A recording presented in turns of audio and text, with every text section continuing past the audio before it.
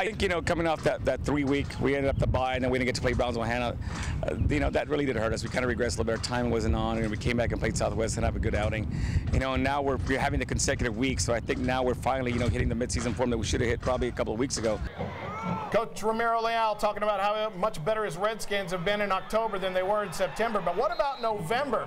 Redskins looking good. Mike Thomas has had 2 incredible games against Pace and against this last week against Donna North in that big game, and Donna got the big win there. But now, guys, it comes down to Donna and Ed Couch-Elsa, and this is, even though Donna has the better record than PSJA and PSJA Southwest, Joe, they lost to both of those teams, so now it's a must-win against Ed Couch-Elsa. Yeah, and the coach hit it on the head. It's really tough to put your schedule together when you got bye weeks consecutive and go 3 weeks without playing a football game, so consistency not there. But backs against the wall, and the wild card, the mystery man, might be there.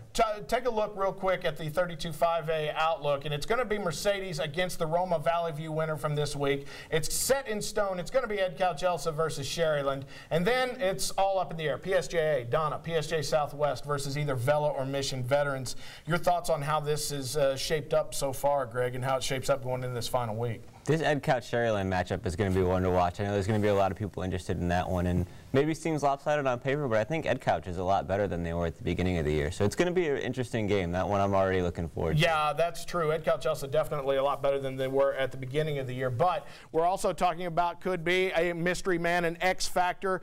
Donna could get their quarterback from before the season started. They could get him back for the last game of the season. Amante Bowen looked great in preseason as the Donna quarterback, but was injured in that last scrimmage and so has missed all the rest of the season, 9 straight games. But now, Tuesday, we will find out whether Amante Bowen will be back. Before the season started, he talked about big games like playing against Ed Couch-Elsa.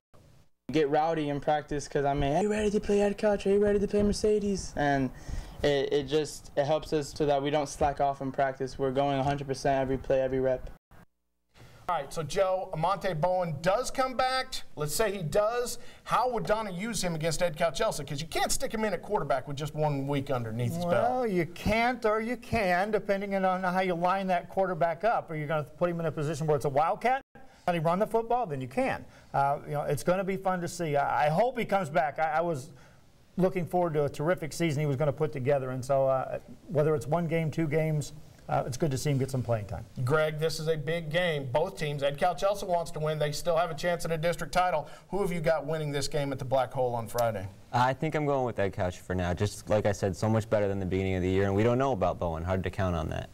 All right, Joe? I know they play with pride over there, and they want to win the game in the district title, but they know Sherryland's next, and they may rest some guys, more guys than you think. And if they do that, Donna's in, and I'm going to pick Donna to win because of that. This is a tough game to pick, but I'm going to go with Ed Couch-Elsa.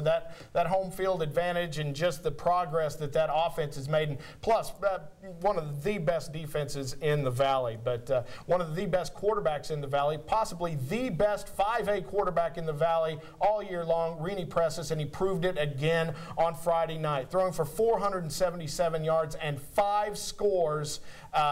Greg, Rini Presses has done it all this year. When you think about coming in last year on the spur of the moment and then where he's progressed in just the 2 seasons since, it's pretty remarkable. Yeah, he was one of the guys I had my eye on for one of these top quarterbacks. Him and Lopez over at Vela, Villarreal at Mission Vets.